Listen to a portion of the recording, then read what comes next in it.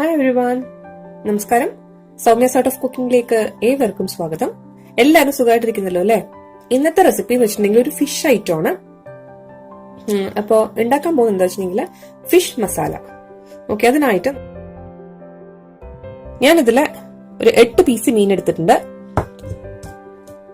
ഒരു വലിയ തക്കാളി എടുത്തിട്ടുണ്ട്. അതിനെ ഞാൻ നീളത്തിൽ മുറിച്ച് വെച്ചിരിക്കുന്നതാണ്.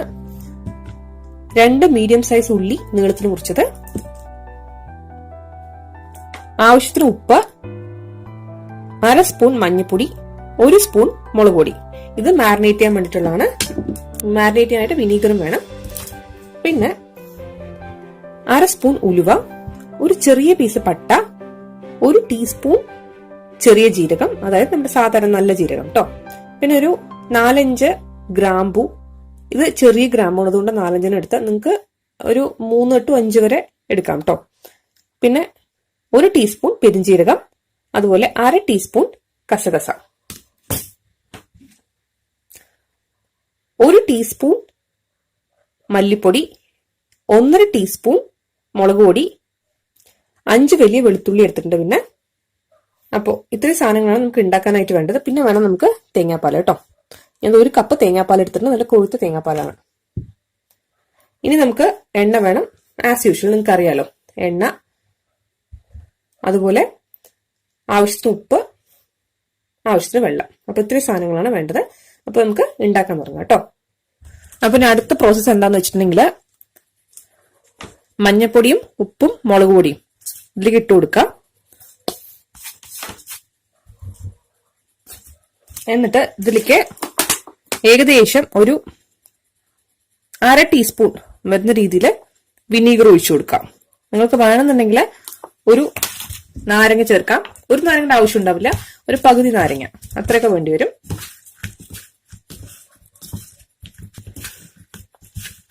ഇപ്പോ നമ്മളത് തേച്ച് കൊടുക്കുന്ന സമയത്ത് ഭയങ്കര ഡ്രൈ ആവണം നിങ്ങൾക്ക് തോന്നുകയാണെന്നുണ്ടെങ്കിൽ കുറച്ച് എണ്ണ ഒഴിച്ചു കൊടുത്താൽ മതി കേട്ടോ. ഞാൻ നോർമലി അങ്ങനെ ചെയ്യാം.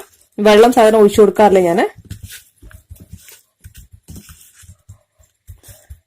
ഞാനിപ്പോ ഇത് മാരിനേറ്റ് ചെയ്ത് വെച്ചിട്ടുണ്ട്. ഇനി നമുക്കൊന്ന് ഫ്രൈ ചെയ്തെടുക്കണം. ആദ്യം നമ്മൾ കടുകിട്ട് പൊട്ടിച്ച ശേഷമാണ്, കുറച്ച് കറിവേപ്പില ഇട്ട ശേഷമാണ് നമ്മൾ ഇതിന് വറുത്തെടുക്കണം കേട്ടോ. അപ്പൊ നമുക്ക് ഒരു 1/2 മണിക്കൂർ വെയിറ്റ് ചെയ്ത ശേഷം നമുക്ക് അടുത്ത പ്രോസസ്സിലേക്ക് പോവാം. നമുക്ക് സ്പൈസസ് എല്ലാം കൂടിയിട്ട് ഡ്രൈ റോസ്റ്റ് ചെയ്തെടുക്കുകയാണ് വേണ്ടത് കേട്ടോ. പാനില് വെള്ളമൊക്കെ ഉണ്ടെങ്കിൽ നമുക്കൊന്ന് വറ്റിപ്പോട്ടെ. ഇതിലേക്ക് ഞാൻ പെരിഞ്ജീരകവും നല്ല ജീരകവും അതുപോലെ പട്ടയും ഗ്രാമ്പും ഇട്ട് കൊടുക്കണം. അതുപോലെ തന്നെ ഉലുവ ഇട്ട് കൊടുക്കണ്ട. കസകസ നിങ്ങൾക്ക് വേണമെന്നുണ്ടെങ്കിൽ കസകസ വെള്ളത്തിലിട്ട് അരച്ചാലും മതി കേട്ടോ. നമ്മൾ ഇങ്ങനെ ഉണ്ടാക്കുന്നുണ്ടല്ലോ, അതൊരു വേറെ ഫ്ലേവറാണ്.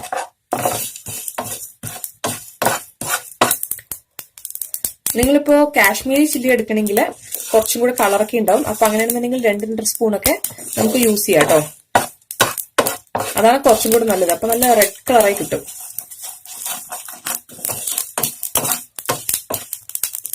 ഇത് പൊട്ടി തുടങ്ങി.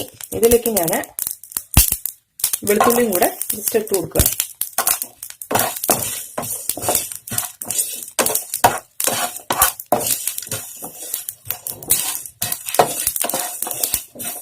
ഈ കസകസയൊക്കെ പെട്ടെന്ന് കരിഞ്ഞു പോകാൻ ചാൻസ് ഉണ്ട്.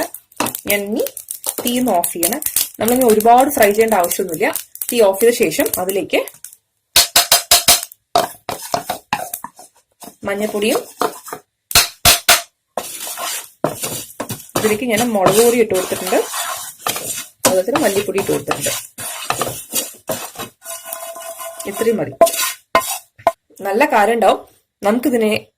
നമുക്കിതിനെ വേറൊരു പ്ലേറ്റിലേക്ക് മാറ്റാം. എന്നിട്ട് നമുക്ക് ഈ പാനിൽ തന്നെ എണ്ണ വെച്ചിട്ട് നമുക്ക് വതക്കാനുള്ളതൊക്കെ വതക്കിയെടുക്കാം കേട്ടോ. ഞാനിതിലൊന്ന് തണുപ്പിച്ച ശേഷം ഇതൊന്ന് അരച്ചെടുക്കും. ഞാൻ പിന്നെ അതേ പാനിന് വെച്ച് കൊടുത്തിട്ടുണ്ട്. ഇതിലേക്ക് ആവശ്യത്തിനുള്ള എണ്ണ ഒഴിക്കാം. ഞാനൊരു 2-3 ടേബിൾ സ്പൂൺ എണ്ണ വെച്ച് കൊടുത്തിട്ടുണ്ടാവും.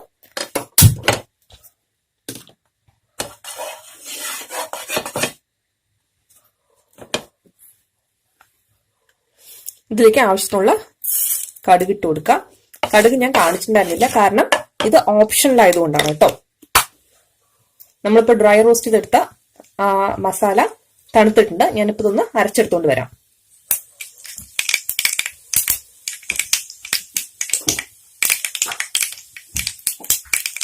നമ്മളിപ്പോ മീൻ മാരിനേറ്റ് ചെയ്ത് വെച്ചിട്ട് ഏകദേശം അരമണിക്കൂർ കഴിഞ്ഞോളൂ. ഇനിയിപ്പോ ഈ കടുകിലേക്ക് കുറച്ച് കറിവേപ്പിലയും കൂടി ഇട്ടിട്ട് മീൻ ഒന്ന് ഫ്രൈ ചെയ്തെടുക്കാം. നിങ്ങൾ ഇതുവരെ ഈ കടുക് പൊട്ടിച്ച ശേഷം മീൻ വറുത്ത് നോക്കിയിട്ടില്ലെങ്കിൽ അങ്ങനെ ഒന്ന് ചെയ്ത് നോക്കണം കേട്ടോ. അതൊരു ഡിഫറെന്റ് ഫ്ലേവറാണ്. ഞാനൊന്ന് സിമ്മിലേക്ക് ഇട്ടിട്ടുണ്ട്. മാത്രമല്ല ഒരു ടിപ്സും കൂടെ പറഞ്ഞുതരാം. നമ്മൾ ഇങ്ങനെ കടുകിട്ട് പൊട്ടിച്ച ശേഷം ആണ് മീൻ വറുക്കുന്നതെങ്കിൽ മീന് പെട്ടെന്ന് ഉടഞ്ഞു പോകില്ല. അത് നല്ല ഷേപ്പോടെ നമുക്ക് കിട്ടും. നമുക്ക് നോക്കാം. താഴത്തെ ഭാഗം ലേസിന് ഫ്രൈ ആയിരുന്നു. ഇത്രയും ഫ്രൈ ആയാൽ മതി കേട്ടോ. ഒരുപാട് ഫ്രൈ ആവേണ്ട ആവശ്യമില്ല. നമ്മളിനി ഒന്നും കൂടെ എന്താണെങ്കിലും എന്നിട്ട് ബോയിൽ ചെയ്യുമല്ലോ. ഈ പീസ് ആയത്രയും ഫ്രൈ ആയാൽ മതി. ഇത് ഫ്രൈ ആയിട്ടില്ല ശരിക്കും.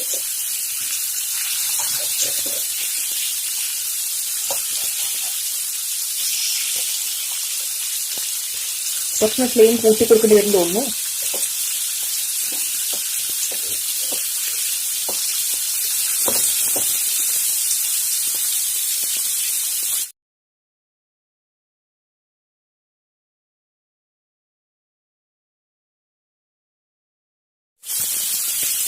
ഇതിപ്പോ ഏകദേശം ഫ്രൈ ആയി കഴിഞ്ഞു. നമുക്കിതിനെ വേറെ ബൗളിലേക്ക് മാറ്റാം കേട്ടോ.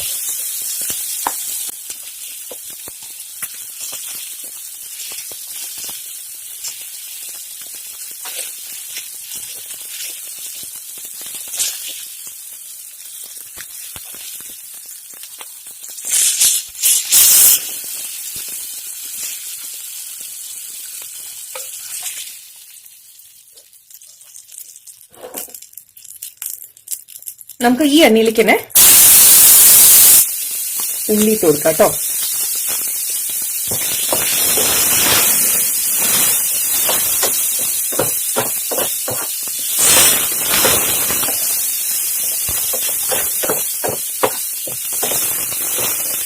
ഈ പച്ചമണക്കൊന്ന് മാറുന്നവരെ നന്നായിട്ട് വഴറ്റണം. ഇപ്പൊ ഏകദേശം പച്ചമണമൊക്കെ മാറിയിട്ടുണ്ട്. ഇതിലേക്ക് തക്കാളി ഇട്ട് കൊടുക്കാം.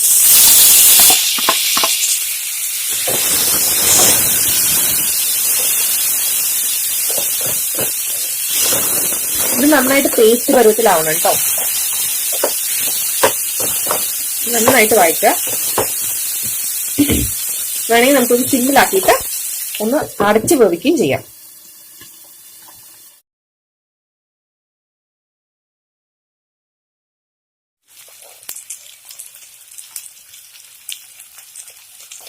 ആവശ്യത്തിന് ഉപ്പിട്ട് കൊടുത്തിട്ടുണ്ട്. ഇത് ശരിക്കും പറഞ്ഞാൽ നല്ല പേസ്റ്റ് പോലെ ആയി വരണം. അപ്പൊ അതുവരെ നമുക്കൊന്ന് വഴറ്റിയെടുക്കണം. ഒന്ന് ഉടച്ചു കൊടുത്തിട്ട് നന്നായിട്ട് വഴറ്റണം. സത്യം പറഞ്ഞ ജലദോഷമാണ് കേട്ടോ. അതാണ് കമന്റ് പറയുമ്പോ ഇങ്ങനെ ചുമയ്ക്കും ഇത് ചെയ്യണേ. നമുക്കൊരു 2 മിനിറ്റ് കൂടെ ഒന്ന് അടച്ചു വെക്കേണ്ടി വരും തോന്നുന്നു. അടച്ചു വെക്കാം കേട്ടോ.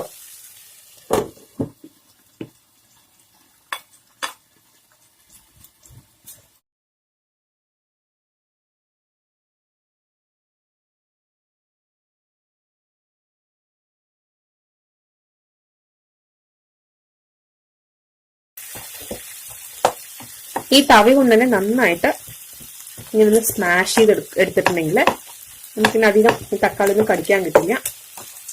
മാത്രമല്ല നന്നായിട്ട് പുളിയൊക്കെ അതിലേക്ക് ഇറങ്ങുകയും ചെയ്യും.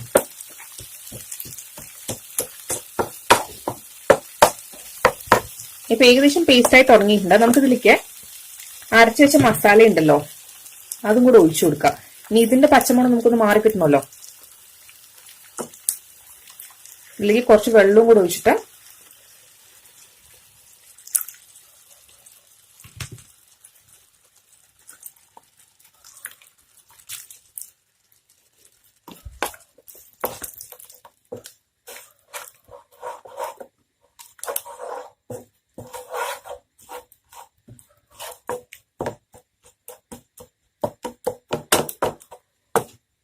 ഞാനതൊരു മീഡിയം ഫ്ലെയിമിലേക്ക് ഇടുകയാണ്. എന്നിട്ട് നമുക്കത് അടച്ച് വെച്ചിട്ട് ഒരു 5 മിനിറ്റ് നേരത്തേക്ക് നന്നായിട്ട് ഒന്ന് ബോയിൽ ആവട്ടെ. ഇതിന്റെ പച്ചമണമൊക്കെ മാറണം. വെളുത്തുള്ളിയൊക്കെ ഇട്ടുണ്ടല്ലോ നമ്മള്, അപ്പൊ അതിന്റെയൊക്കെ പച്ചമണം മാറണം. അതിനുശേഷമേ നമുക്ക് ബാക്കി പ്രോസസ്സിലേക്ക് കടക്കാൻ പറ്റുള്ളൂ. അപ്പൊ നന്നായിട്ട് ഒരു 5 മിനിറ്റ് നേരം തിളക്കട്ടെ.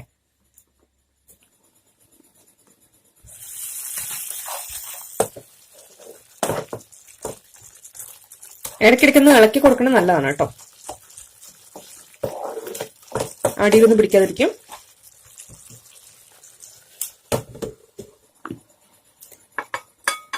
ഈ വെള്ളമൊക്കെ ഒന്ന് വറ്റിയിട്ട് എണ്ണ തെളിഞ്ഞു വരും. നമ്മൾ അതുവരെ വെയിറ്റ് ചെയ്യണം.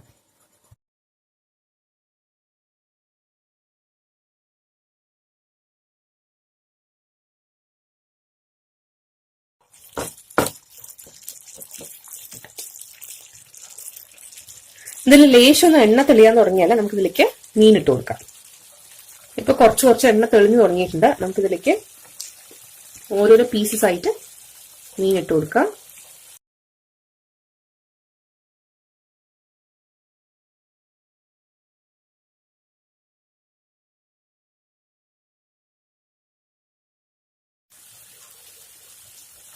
ഇതിലേക്ക് തേങ്ങാപ്പാലും കൂടെ ചേർത്ത് കൊടുക്കാം.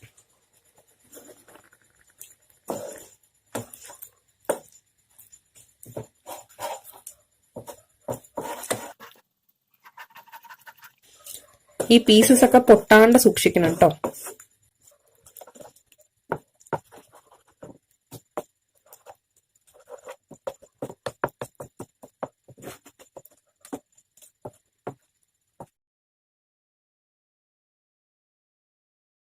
രണ്ട് മൂന്ന് മിനിറ്റ് ഒന്ന് അടച്ചു വെച്ച് കഴിക്കണം കേട്ടോ.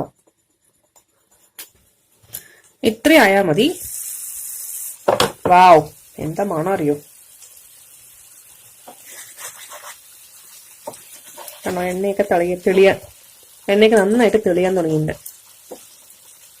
ഈ മീനൊന്നും പൊട്ടാത്ത രീതിയിൽ ജസ്റ്റ് ഒന്ന് ഇളക്കി കൊടുക്കാം. ഞാനൊന്ന് ടേസ്റ്റ് ചെയ്ത് നോക്കട്ടെ. കാണുമ്പോൾ കൊതിയാവണം. സൂപ്പർ. ശരിക്കും പറഞ്ഞാൽ ഈ സാധനം ഉണ്ടല്ലോ, ആപ്പത്തിന്റെ കൂടിയും ഇടിയപ്പത്തിന്റെ കൂടെ കഴിക്കാനാണ് ബെസ്റ്റ് കേട്ടോ. നമുക്ക് വേണമെങ്കിൽ ഇഡ്ഡലിയുടെ കൂടിയും കഴിക്കാം. അപ്പൊ എല്ലാരും ട്രൈ ചെയ്ത് നോക്കണം. ട്രൈ ചെയ്ത് നോക്കിയിട്ട് അഭിപ്രായം എന്തായാലും എഴുതി അറിയിക്കാൻ മറക്കരുത് കേട്ടോ. ഞാൻ തീ ഓഫ് ചെയ്തിട്ടുണ്ട്. ഇനി ഇതിലേക്ക് എന്താ ചെയ്യാൻ പോണെന്ന് വെച്ചിട്ടുണ്ടെങ്കിൽ കുറച്ച് കറിവേപ്പിന്റെ ഇല ഇതിന്റെ മുകളിലേക്ക് വിതറി കൊടുക്കുക. എന്നിട്ട് ഒരു 1/2 സ്പൂൺ വെളിച്ചെണ്ണയും കൂടെ ഒഴിച്ചു കൊടുക്കുക. മതി. ഞാനിതൊരു കുറച്ചു നേരം ഒരു 5 മിനിറ്റ് ഒന്ന് മൂടി വെച്ച ശേഷമേ ഞാനിതിനെ വേറൊരു പാത്രത്തിലേക്ക് മാറ്റുള്ളൂ. കാരണം ആ ഒരു എന്താ പറയാ, വെളിച്ചെണ്ണയുടെയും അതുപോലെ തന്നെ കറിവേപ്പിന്റെയും മണം നന്നായിട്ട് ഇറങ്ങണം കൂട്ടാനിലേക്ക്. അപ്പൊ അതിന് വേണ്ടിയിട്ടാണ് ഞാനിപ്പോൾ അരച്ചു വെച്ചിരിക്കുന്നത് കേട്ടോ. അപ്പോൾ നാളെ ഒരു പുതിയ റെസിപ്പി ആയിട്ട് നമുക്ക് വീണ്ടും കാണാം. അതുവരെ ബൈ, ടേക്ക് കെയർ. അപ്പോൾ ഞാനിതിന്റെ ക്ലോസ് ലുക്ക് നിങ്ങൾക്ക് കാണിച്ചു. ഇതാണ് ഫിഷ് മസാലയുടെ ക്ലോസ് വ്യൂ.